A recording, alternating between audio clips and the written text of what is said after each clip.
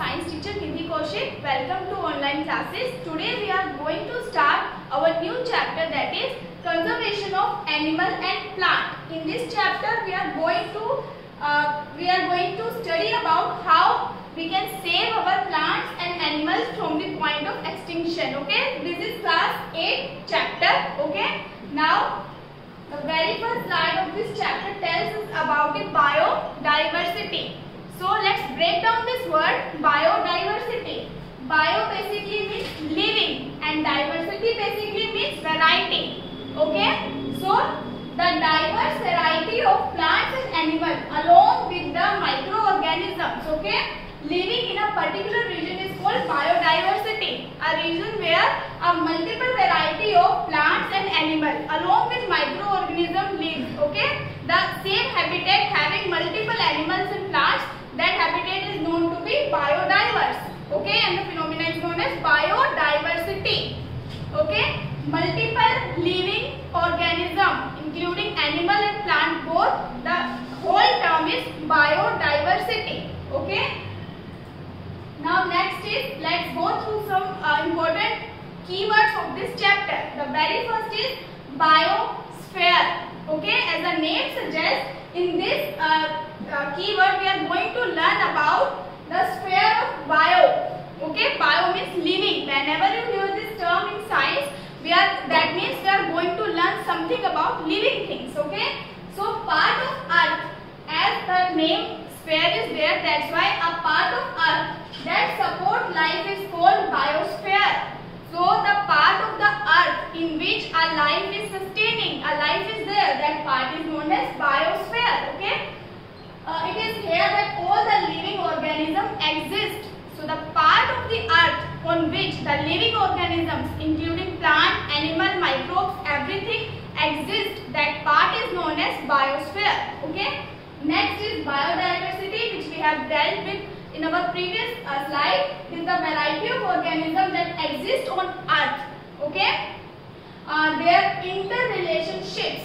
The interrelationships means the relationship between different living organisms, how they are connected. We have studied this particular thing in our previous class also. They are connected by food chain, food webs. All the living things are connected with each other. Okay, so the extinction of one thing leads to loss of biodiversity of entire biosphere. Why? Because we know that all the living things including plant, animal, microbes are linked by that food web.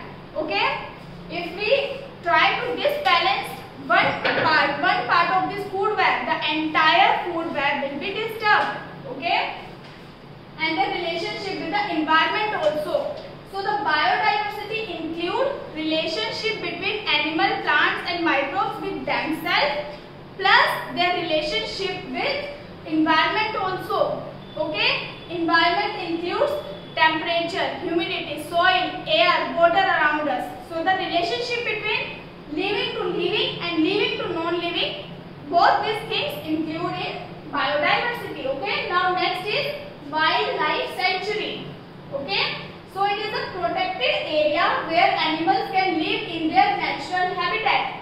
Okay, so it is not purely a natural habitat. We create such habitat in which an animal can live freely as they are living in the wild. We create such area and we give them natural habitat. Okay, that natural habitat is wildlife sanctuary. They can live there without any disturbance. Next is national park. This is the area reserved for wildlife, allow them to live freely. Okay, as their natural habitat. These both are same. Just the difference is that national park is smaller as compared to wildlife sanctuary. Okay, next is biosphere reserve. So biosphere reserve are larger area of land. Biosphere reserve is larger than wildlife and national parks. Okay, it is the area of land which aim to conserve the wildlife as well as traditional life of the tribal people. Okay, in the biosphere reserve we are reserving the wildlife plus the tribal people along with them, because they are very essential part of the wildlife culture. Okay, that's why we are reserving them. We allow them to live as they live in natural habitat. Okay, the tribal people plus our biodiverse, that animals and plants. Now they allow them to use the plant and animal and some resources for themselves to an extent. They can use the honey, for example, let's say. Okay, they can use the timber. Okay, because they know how to use and how much to use the wild trees, the wild animals. Okay, now next is deforestation. Okay, this is the first problem of our chapter. Okay, this is the deforestation. So the D means avoid, devoid of. Okay, so when any place which is devoid of plants, forest, then it is known to be deforested. Okay, and the process is deforestation. So deforestation means clearing of forest for different purposes, which are purely selfish purposes. Okay, such as timber, other uses of land. Okay, we cut down the trees to use that land for different purposes, and we use those trees for timber, for multiple things. But this process is not at all beneficial for land, for animals and us also, because we all are connected by food web. Okay, so we should not practice such things.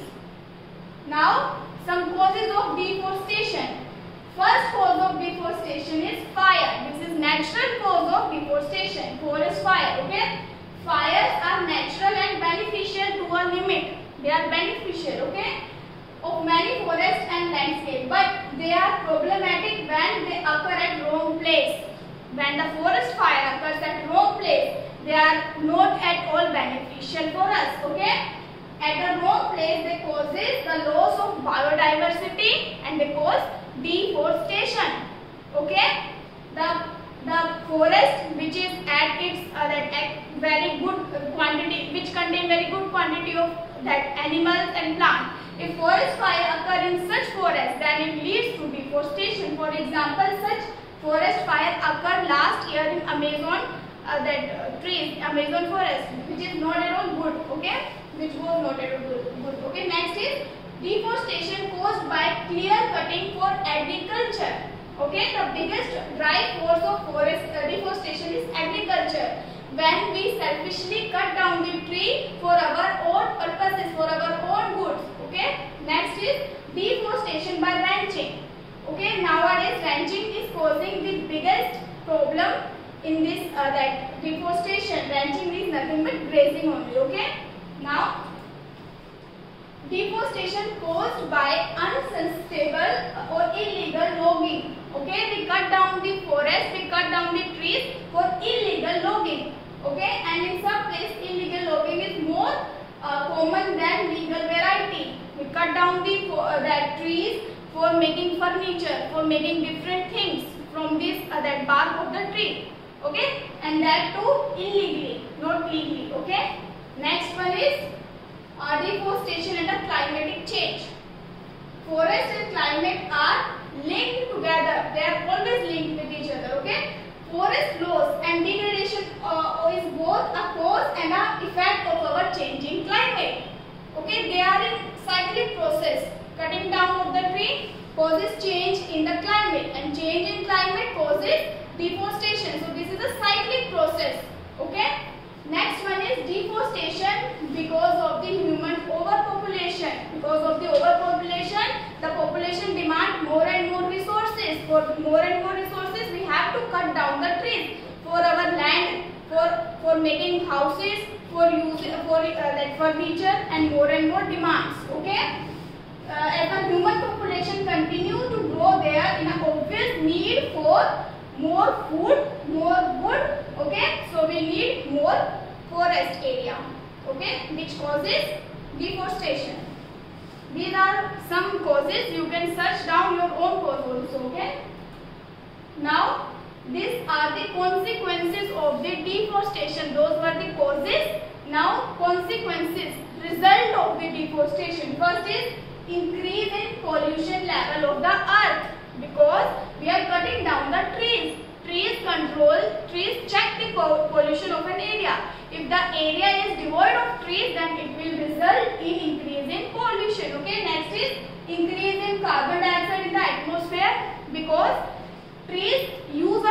carbon dioxide for photosynthesis. If we cut down the tree, it will result in extra carbon dioxide, which if not used by plant will result in increase of the temperature of the earth, because it's a greenhouse gas. Next is increase in temperature.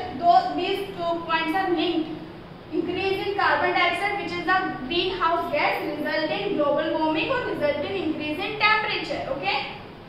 Next one is lowering of level of groundwater. As we are cutting down the trees, it will result in soil erosion, and soil erosion lead to lowering of our ground level water, because the top layer is removed by soil erosion and now groundwater is exposed to evaporation. That's why it results in this. Now next is disbalance of our nature, as we are disturbing the key component of our food web. We are cutting down the producers. Trees are the producers, so it will disbalance our food web, food cycle, food chain, everything. That's why it will disbalance our natural balance.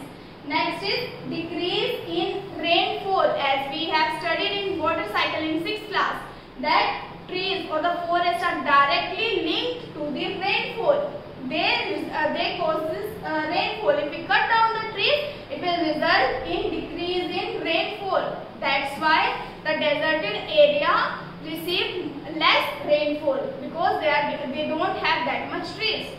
Next one is decrease the fertility of soil, as deforestation causes soil erosion. We cut down the trees, it will result in the blow of the top layer of the soil, which result in soil erosion and which ultimately result in decrease in fertility of soil, as we know that top soil contain the humus, which is very much required for the fertility. Okay. Next is increase in change of natural calamities such as drought and flood, which is very obvious point. Okay.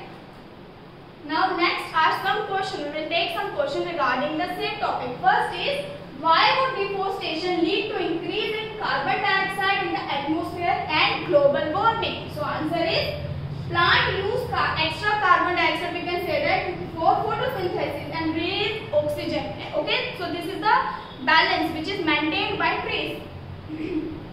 Now the atmosphere balance, fewer means there will be less carbon dioxide, okay, which is recycled by photosynthesis. In this manner, the carbon dioxide trap heat rays, the extra carbon dioxide which is not involved in photosynthesis now. Now this carbon dioxide will trap the heat rays. It's a greenhouse gas. It will trap the heat, but it will not release the heat out of the atmosphere.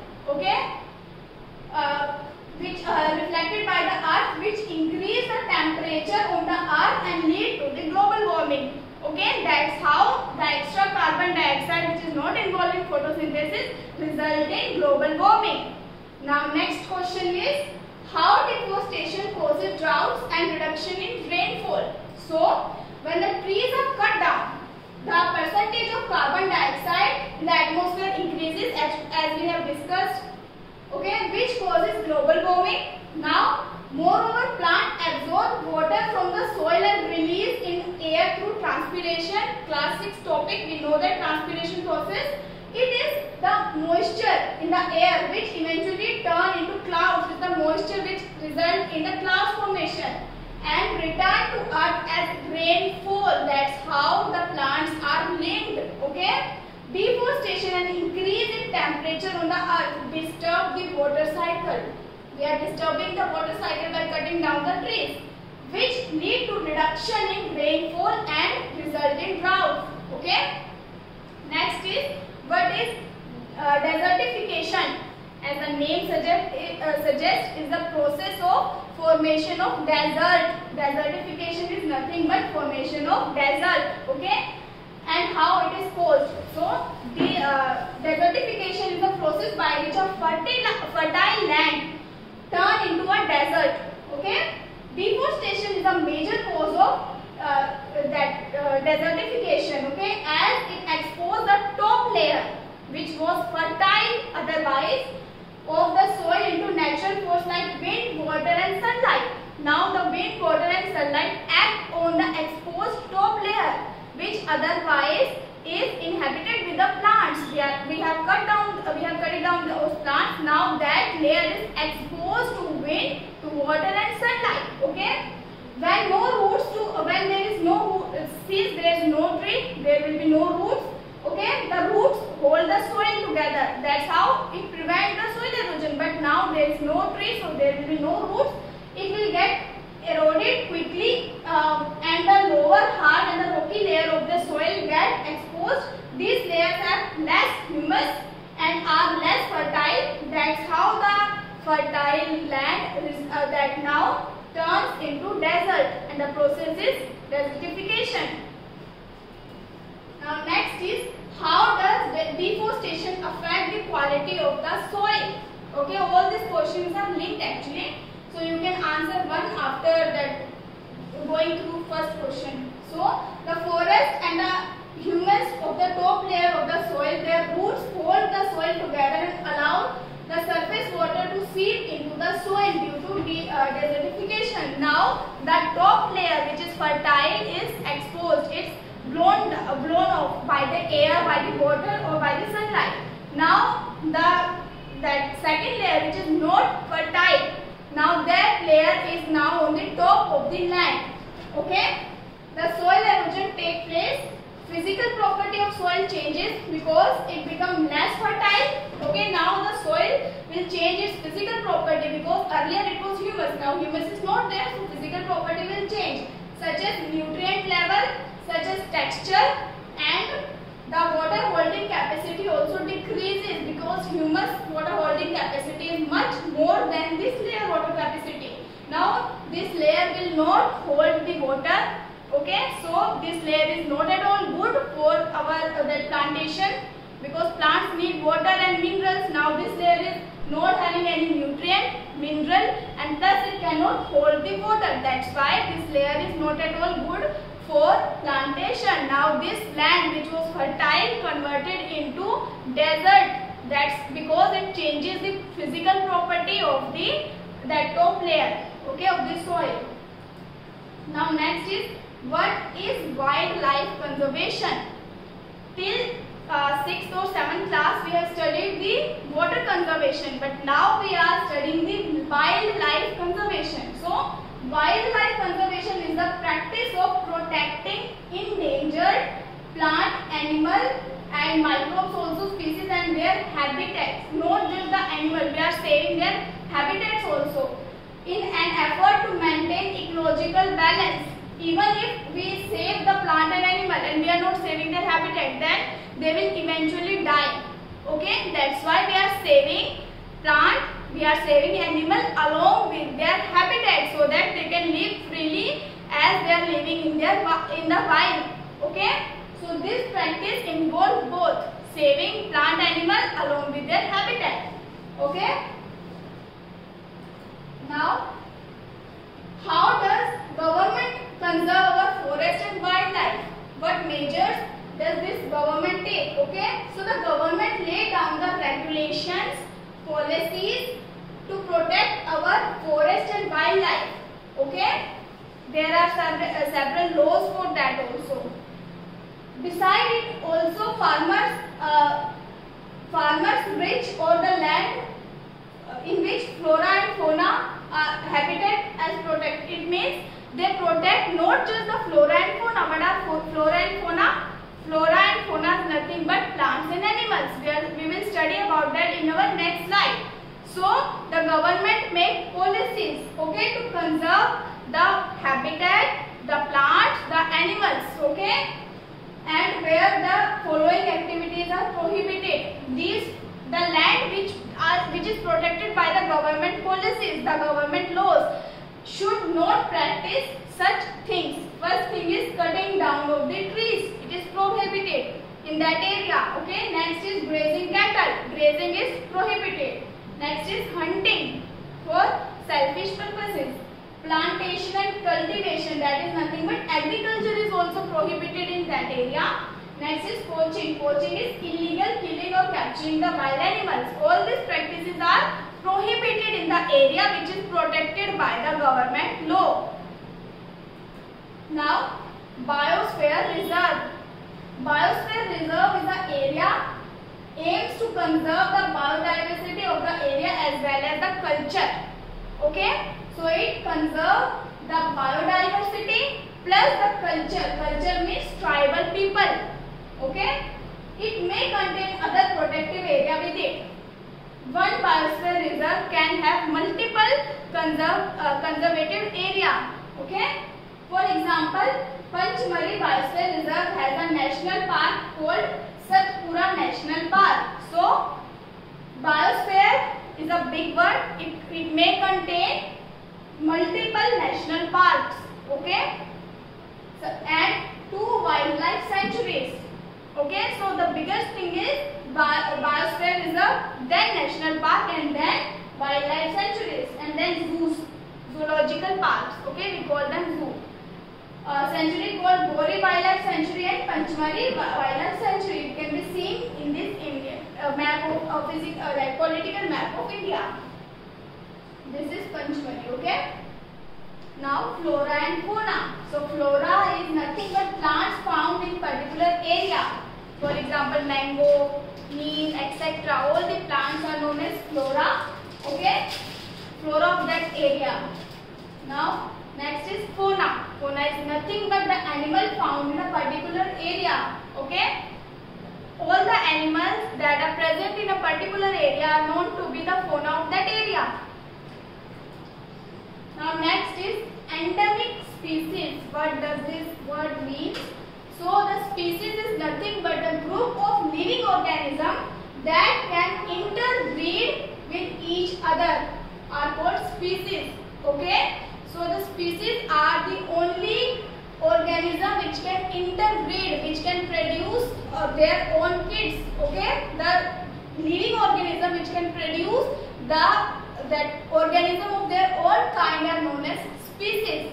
Okay, it means that only member of one species can reproduce offspring of that species that are fertile and can give birth to future generation.